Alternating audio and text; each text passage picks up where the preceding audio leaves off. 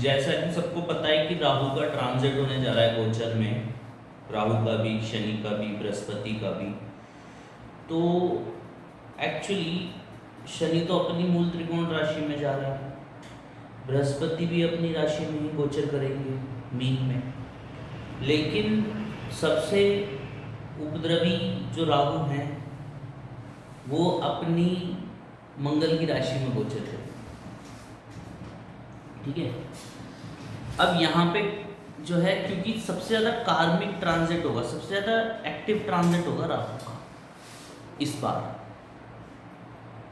जिन significations के मालिक है राहु, जो उनके कारक तत्व हैं, उनमें बहुत बड़े चेंजेस आपको दिखाई देंगे, बहुत उथल पुथल आपको दिखाई देगी।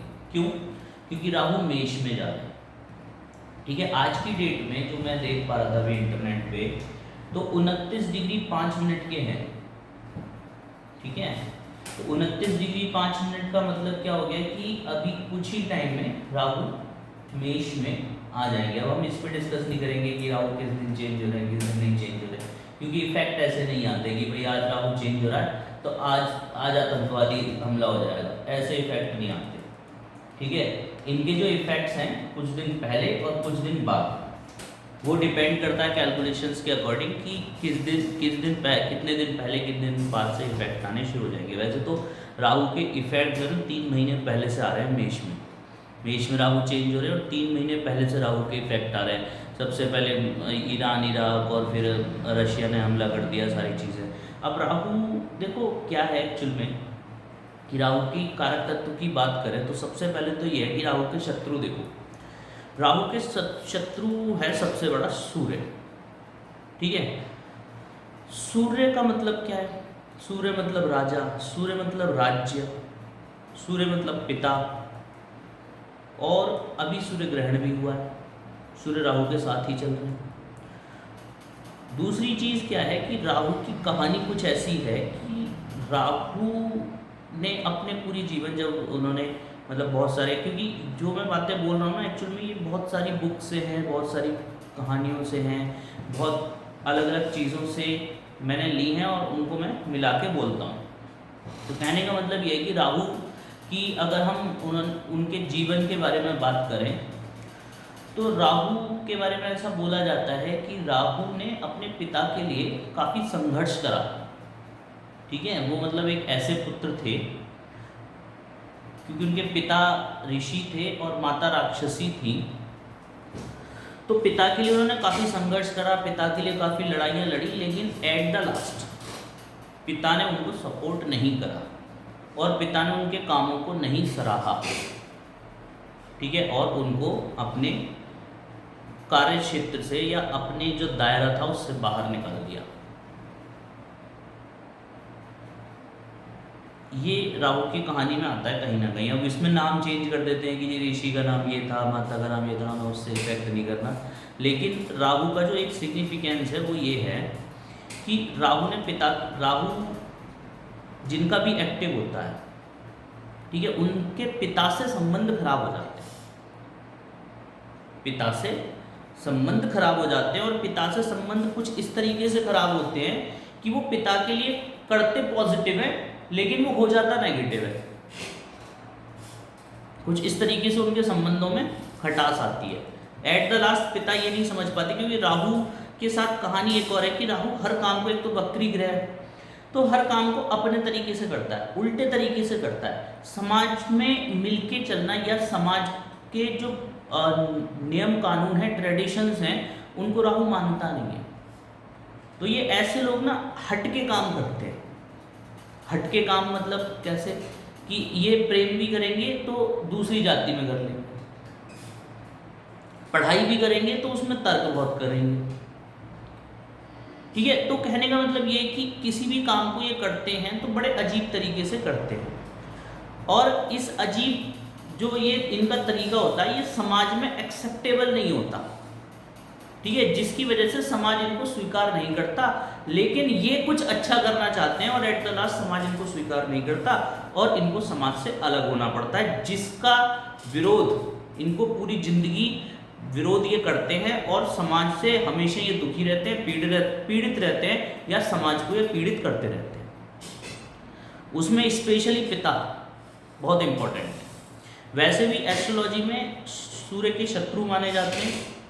सूर्य के साथ बैठ जाएं तो सूर्य को ग्रहण लगा देते हैं। इवन सूर्य की राशि में भी राहु बैठ जाए, मैंने बहुत सारी कुंडलियां ऐसी देखी हैं जिसमें कि मेष का सूर्य होता है, उच्च का सूर्य है, और लड़का गवर्नमेंट जॉब की तैयारी कर रहा होता है, कभी कुछ करना है, समाज में नाम करना है, 10th हाउस में उच्च का सूर्य, और वो बिल्कुल लगा पड़ा है कि ये समाज में वो पद प्रतिष्ठा ही चाहिए। लेकिन सूर्य की जो राशि है मतलब कि सिंह में राहु बैठे होते हैं, तो ऐसे व्यक्ति गवर्नमेंट से डायरेक्टली कनेक्ट कभी नहीं हो पाते, चाहे कितना भी अच्छा सूर्य हो। कहने का मतलब ये है कि सूर्य कितना भी अच्छा हो, लेकिन राहु के प्रभाव में आ गया या सूर्य से त्रिकोण में राहु बैठ गए, तो वो सूर्य को बढ़ने नहीं देते, सूर्य को खत्म कर देते हैं, चाहे कितना भी अच्छा।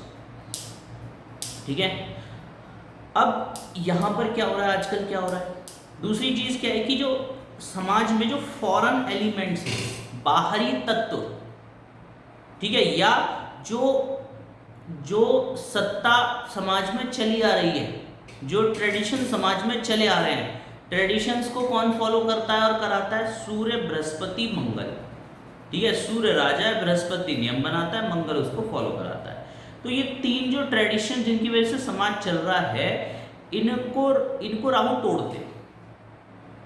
ठीक है, तो समाज में जो ट्रेडिशंस चले आ रहे हैं, समाज में स्पेशली जो सरकारें चली आ रही है, समाज में स्पेशली जो अधिकार चले आ रहे हैं, परिवार में जिसकी बात मानी जाती है पिता, उसके सामने जाके खड़े हो जाते हैं, विद्रोही स्वभाव के हो जाते हैं। राहु जिनका स्ट्रांग होता है वो पिता का विरोध करने लगते हैं। विरोध सही हो गलत हो वो बात अलग है, लेकिन वो विरोधी स्वभाव के व्यक्ति हो जाते हैं।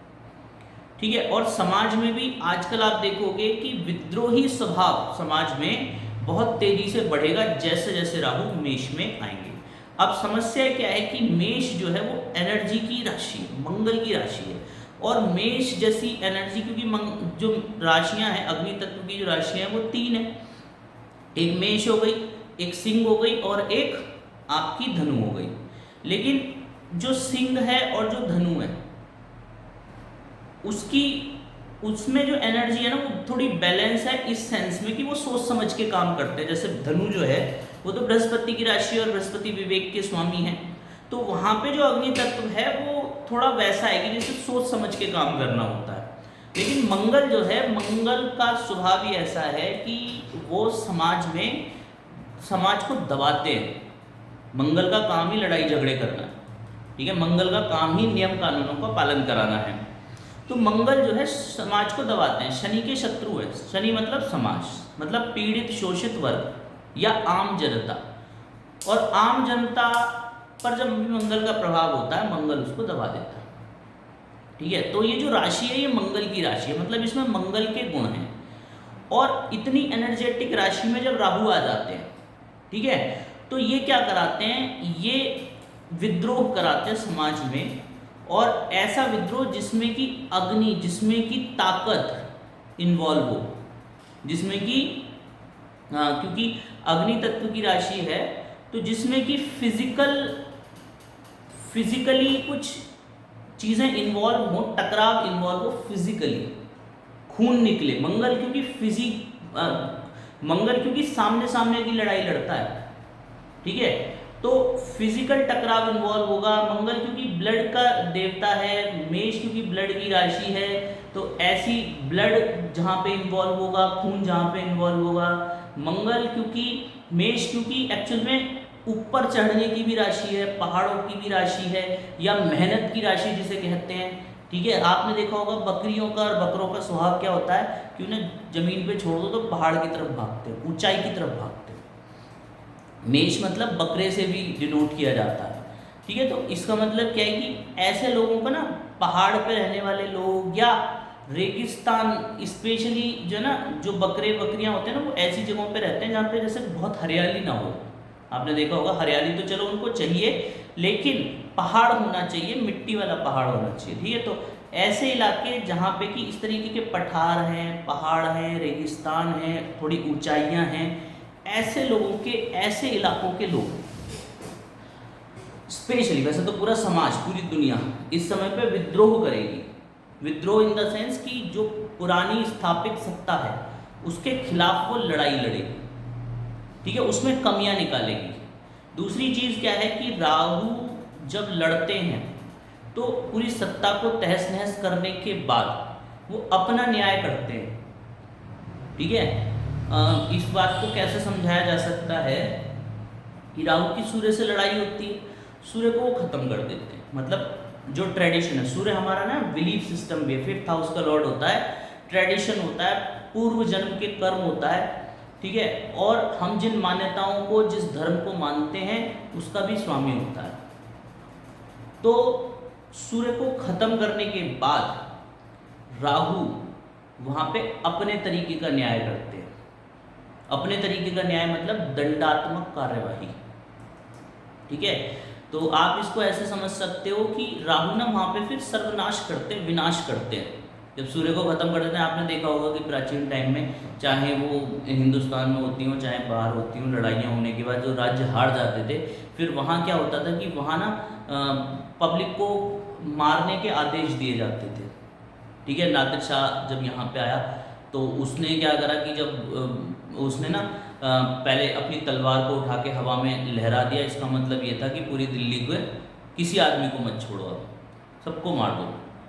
तो ऐसा बताते हैं कि उस टाइम पर जब तक उसकी तलवार नीचे नहीं गई थी, तब तक दिल्ली में जितने भी आदमी थे, चाहे वो डायरेक्टली इन्वॉल्व हों लड़ाई में, डायरेक्टली इन्वॉल्व ना हो, ठीक है, उनका सबका ही उन्होंने कत्लेआम करा था, ठीक है।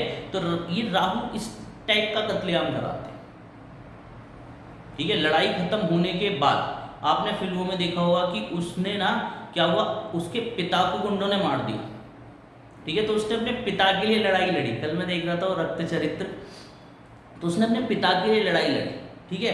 पिता के लिए लड़ाई लड़ी, शुरू में तो उसका वो अच्छा था कि उसके पिता के लिए लड़ रहा है, लेकिन पिता के लिए लड़ते लड़ते वो क्या हो गया कि वो बाद में फिर खुद ही डिक्टेटर बन गया, बाद में फिर खुद ही गलत आदमी बन गया।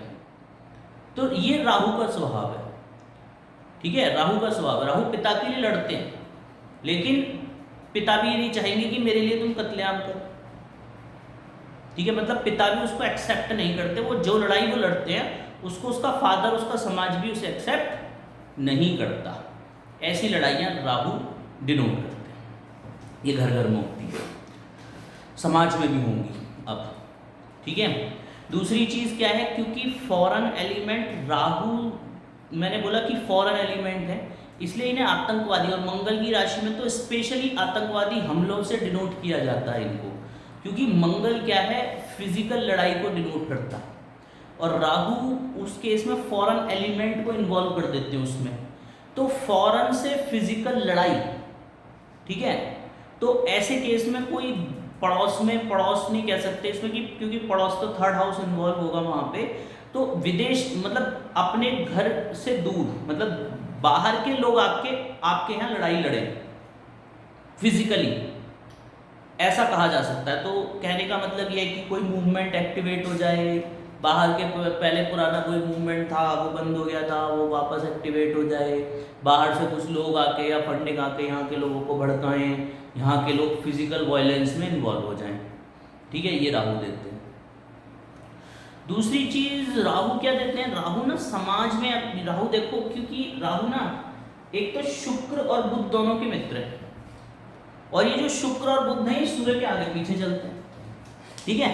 अब कहानी क्या है कि बुध के तो परम मित्र है, ठीक है। अब बुध के परम मित्र क्या है कि जो सूर्य की एक टाइप से कह लो सूर्य का पुत्र बोला गया है शास्त्रों में, लेकिन बुध जो है बुद्धि के भी देवता है, लॉजिक्स के भी देवता है। तो लॉजिक्स को भ्रमित करते हैं, और ऐसे भ्रमित करते हैं कि बुद्ध को खुद तो अच्छा लगता है लेकिन समाज के हित में नहीं होता वो। जैसे कि राजा के बेटे को बहुत सारा पैसा दिया जाए, बहुत आलीशान गाड़ी दी जाए, तो घूमेगा फिरेगा, पैसा उड़ाएगा, बहुत खुश रहेगा, लेकिन क्या वो समाज के हित में होगा? नहीं, ठीक है। तो ये कुछ ऐसी कहानी करते हैं बुध और शुक्र के साथ मिलकर, क्योंकि दोनों के तो मित्र हैं और सूर्य के शत्रु हैं। तो बुध और शुक्र के साथ मिल जाए अगर राहु, तो क्या होगा, एक तो बुद्धि को भ्रमित करेंगे, दूसरा पैसे और जो इसके कारक तत्व हैं शुक्र के, अब मैं बोलना नहीं चाह रहा, तो उन सब का इस्तेमाल करते हुए सूर्य को दबा देंगे। ठीक है, तो ऐसे केसेस में समाज में जो आपका ताना बाना होता है, समाज का ताना बाना मतलब कि जो कुछ लोग होते हैं जो अपने दायरे में रहना चाहिए जिनको, वो अपने दायरे से बाहर निकलते हैं। वो कहते हैं हमें कौन रोक सकता है, मुझे भी तो कानून ने अधिकार दे रखा है, मैं तो ऐसे ही कपड़े पहनूंगी या पहनूंगा, मैं तो ऐसे ही बातें करूंगी या करूंगा, और मैं तो ऐसे ही सिगरेट पीऊंगी या पीऊंगा। ठीक है, तो वो अपने समाज के दायरे से बाहर निकलते हैं। क्यों? क्योंकि राहु बुध और शुक्र के मित्र हैं, तो उनकी लॉजिक्स को इतना स्ट्रांग, बुध को स्ट्रांग कर देंगे, तो बुध स्ट्रांग होगा तो तर्क शक्ति स्ट्रांग हो जाएगी, तो आप ऐसे लोगों से बहस नहीं कर सकते। आप सामने वाला, स्पेशली महिलाएं आज के समाज में कितनी भी गलत हो, आप उनसे बहस नहीं कर सकते, ऐसे ऐसे लॉजिक देके मार देंगी तुमको कि कुछ हो नहीं सकता उनका। ठीक है, चाहे वो गलत हो, आप पेपर पेन लेके बैठ जाओ ना, उसकी मतलब उसको तुम उसके सारे लॉजिक को तुम काट दोगे, लेकिन वो बात नहीं मानेगी। क्यों? क्योंकि उसको संविधान ने अधिकार दे रखा है सड़क पे सिगरेट पीने का। ठीक है, अब कल मैं एक वीडियो देख रहा था, वो कह रही थी कि लड़के सिगरेट पी सकते हैं और लड़कों का कैरेक्टर खराब नहीं होता, तो लड़कियां सिगरेट पीने पर कैरेक्टर कैसे खराब होगा? तो बात सही है, लड़कियां सिगरेट पीती हैं पर कैरेक्टर खराब नहीं होता है। ठीक है, वो तो फिर उनका जो शुक्र है ना वो खराब होता है, और उनका जो दायरा है। अब देखो, बुध यहाँ पे मित्र भी होते हैं और अपोजिट मित्र, जैसे लड़की है तो लड़की का लड़का दोस्त, और लड़का मतलब बॉयफ्रेंड गर्लफ्रेंड को भी बुध से डिनोट किया जाता है। तो अगर वो सिगरेट पी रही है तो कौन ला के दे रहा होगा, या खुद खरीदने जा रही होगी। ठीक है, तो वहाँ पे ना एक्चुअल में एक फैक्टर इन्वॉल्व नहीं होता, लेकिन ऐसे लोगों को ऐसे समझ में नहीं आता, क्योंकि संविधान ने अधिकार दे रखा है मेरे भाई। ठीक है, कोई बात नहीं।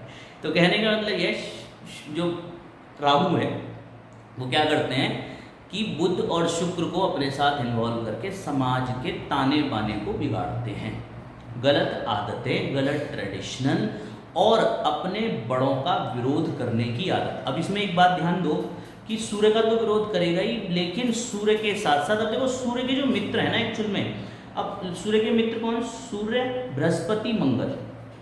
ठीक है, इन तीनों को बिगाड़ देगा, और चंद्रमा को, इन तीनों को बिगाड़ेगा वो। सूर्य को बिगाड़ रहा तो इन तीनों को बिगाड़ेगा वो। बृहस्पति के साथ मिलके वो आपके जो धार्मिक क्रियाकलाप हैं उनमें कंफ्यूजन क्रिएट कर देगा। ठीक है, धर्म का पालन आप नहीं कर पाओगे। मंगल के साथ मिलके दुस्साहस देगा। शुक्र वो बुध के साथ मिलके भ्रमित बुद्धि, तर्क शक्ति बढ़ा देगा, और चंद्रमा के साथ मिलके आपको भ्रमित कर देगा। तो ऐसे लोग, अब राहु ज्यादा स्ट्रांग होगा तो ये प्रभाव आप पे आने लगेंगे, समाज पे आने लगेंगे, इवन आप पे भी नहीं, समाज पे आने लगेंगे। ठीक है, तो इस तरीके के राहु यहाँ पे काम करेंगे।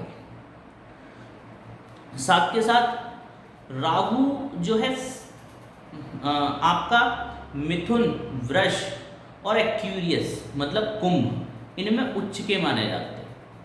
ठीक है, तो पहले वृष की बात कर लेते हैं। वृष कालपुरुष की कुंडली में सेकेंड हाउस में आती है। बृहस्पति इस घर के मालिक हैं और शुक्र की यहाँ पे राशि है। अब अगर यहाँ पे राहु उच्च के हो जाते हैं तो क्या करते हैं कि ये शुक्र को तो बढ़ाते हैं। शुक्र को बढ़ाने का मतलब क्या है कि ऐसे लोगों को, एक तो राहु जो है ना, राहु ऐसी भूख देते हैं जो कभी खत्म नहीं होती। एक चीज और है, राहु के साथ कहानी है कि राहु ऐसी भूख देते हैं जो कभी खत्म नहीं होती। भूख किसी भी चीज की, पैसे की, पद की, खाने की, गाड़ियों की, घोड़े की, ठीक है, समाज में अच्छा दिखने की, ऐसी भूख देते हैं जो कभी खत्म नहीं होती।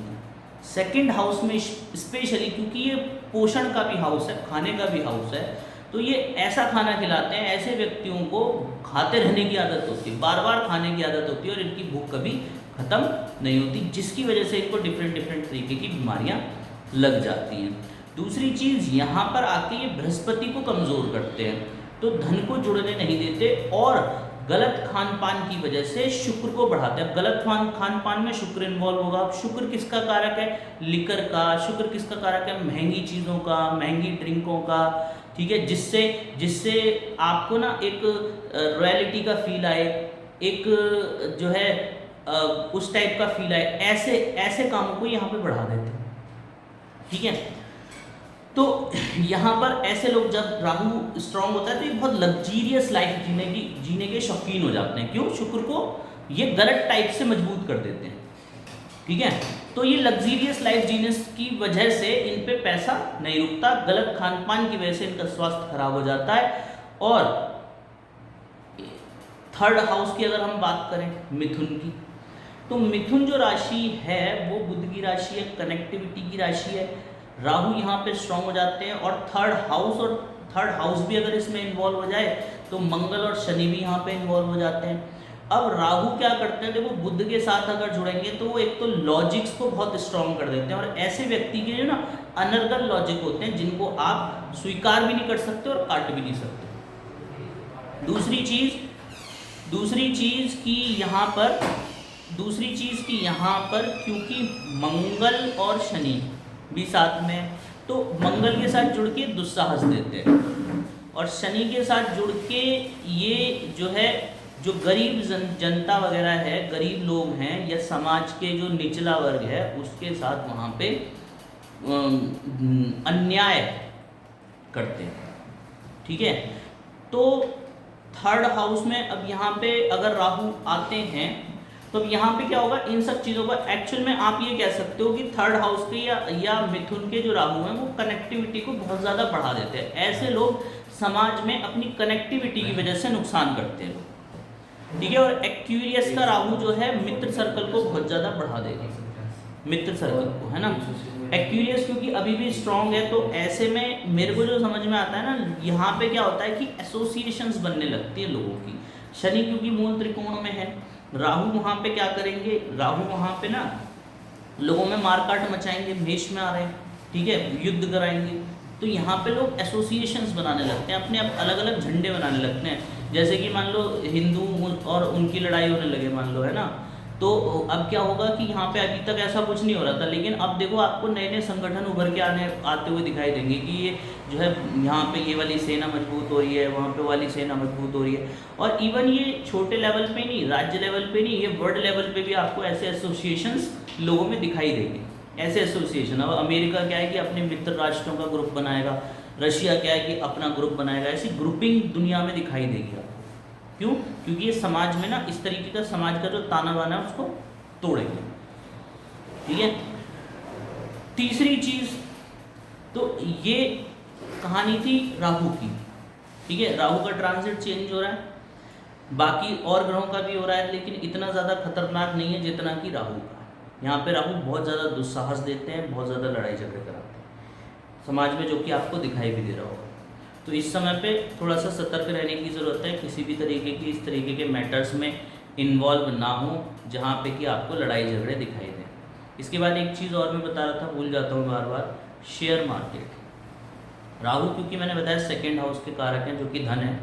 अब धन जो है वहाँ पर क्या है कि राहु जब सेकेंड हाउस के कारक हैं तो शेयर मार्केट को भी उछालते हैं और गिराते हैं। अब आपने देखा होगा जब राहु उच्च के चल रहे थे, मींस जब वो मिथुन में थे और वृष में थे, तो आप शेयर मार्केट में ऐसी रैली देख रहे थे जो दुनिया में कभी नहीं दिखाई दी। बढ़ता ही जा रहा था, बढ़ता ही जा रहा, पता नहीं क्यों बढ़ रहा था, पता नहीं क्यों बढ़ रहा था, और आज बढ़ ही नहीं रहा। अब जैसे ये मेष में आएंगे तो ये शेयर मार्केट को गिराएंगे, मतलब बहुत उथल पुथल रहेगी शेयर मार्केट में। तो इस टाइम पर आपको ऐसा साफ ट्रेंड शेयर मार्केट में नहीं दिखाई देगा जो कि पिछले 2-3 सालों से हमें दिखाई दे रहा था कि मार्केट या तो बढ़ ही रहा था या बढ़ता ही चला जाता है, ये कह सकते हो आप। ठीक है, लेकिन अब ऐसा ट्रेंड आपको नहीं दिखाई देगा जब तक राहु मेष में रहेंगे। मेष के बाद फिर वो मीन में आ जाएगा। तीसरी चीज यहाँ पर ये देखो कि बृहस्पति जीव कारक है, ठीक है, और बृहस्पति युग परिवर्तन के भी कारक है, क्योंकि बृहस्पति की साइकिल ना 12 साल की होती है। तो हमारे यहाँ हिंदू में कहावत भी है कि 12 साल बाद युग का परिवर्तन होता है, लोगों का एक टाइप से चेंजेस आते हैं। अब ये जो चेंजेस आते हैं, दूसरी चीज़ क्या है कि युग परिवर्तन तो होता ही है 12 साल में, लेकिन चेंजेस का एक नियम है कि चेंज हमेशा पीक पे आता है। जब किसी चीज़ की अति हो जाती है ना तब परिवर्तन होता है, ठीक है। तो यहाँ पर क्या होगा कि यहाँ पर राहु समाज में एक अति क्रिएट करेगा, उस अति की वजह से मारकाट बचेगी। और बृहस्पति क्योंकि देखो 12th हाउस में भी है, 12th हाउस यहाँ पे ना मृत्यु का स्थान भी माना जाता है, ठीक है। तो ये क्या है कि पुरानी चीज़ों के खत्म होने का समय है एक टाइप से। यहाँ पर एक तो 12 साल बाद बृहस्पति मीन में आ रहे हैं, तो ये युग परिवर्तन के कारक है, ठीक है, जीव के कारक है। तो जीव में परिवर्तन आएगा। मृत्यु के कारक है, मृत्यु देंगे, मृत्यु की वजह से परिवर्तन आएगा। राहु क्या कर रहे हैं यहाँ पे, वो कंडीशंस बनाएंगे, समाज में उथल पुथल फैलाएंगे, लड़ाई झगड़े कराएंगे, और वो कहेंगे कि हमें न्याय चाहिए, हम पुराने ट्रेडिशंस को नहीं मानते, हमें न्याय चाहिए, ठीक है। तो वो उस तरीके से, और फॉरेन एलिमेंट को भड़काएंगे, आतंकवादी गतिविधियां, मतलब जो बाहर विदेशी गतिविधियां हैं, विदेश के द्वारा फंडेड गलत गतिविधियों को भड़काएंगे, ये राहु करेंगे, ठीक है। तीसरी चीज शनि क्योंकि एक्वेरियस में आ रहे हैं, एसोसिएशंस बनाएंगे लोगों की, लोग अपने ग्रुपिंग करेंगे कि भाई हम हिंदुओं के साथ हैं, हम मुसलमानों के साथ हैं, हमारा ये संगठन है, हमारी ये सेना है, हम इस सेना के साथ हैं, हम उस सेना के साथ हैं। ये छोटे लेवल से लेके बड़े लेवल पर भी होगा, वर्ल्ड लेवल पर भी होगा, ठीक है। तो अल्टीमेटली ये जो समय है अभी 2-3 साल का, जब तक कि राहु बृहस्पति से, देखो राहु जो है मेष से 12वीं राशि में मीन में जाएंगे अगले साल, और बृहस्पति मीन से मेष में जाएंगे।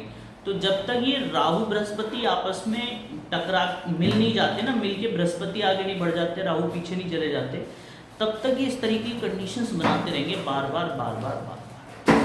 जीव आत्मा यहाँ पे बड़ी दुखी है अभी इस समय पर, क्योंकि बृहस्पति अभी परेशान चल रहा है, युग परिवर्तन का समय है ये। तो बृहस्पति क्योंकि जीव के कारक है, तो जीव आत्मा यहाँ पे काफ़ी परेशान चल रही है, तब तक जब तक कि राहु उसके पीछे नहीं चले जाते, राहु उससे आगे चल रहे हैं। समझ रहे हो आप इस बात को? तो बिल्कुल बेसिक कॉन्सेप्ट है, कोई इसमें मैंने टेक्निक नहीं लगाई, एक बेसिक समझ जो कि एस्ट्रोलॉजी की होनी चाहिए, उसके थ्रू ये सारी प्रेडिक्शंस कर रहा हूँ, और ये 100% आप देखोगे कि फ्यूचर में सही होने वाली हैं, और एक अंडरस्टैंडिंग डेवलप होती है इससे, ठीक है। चलिए।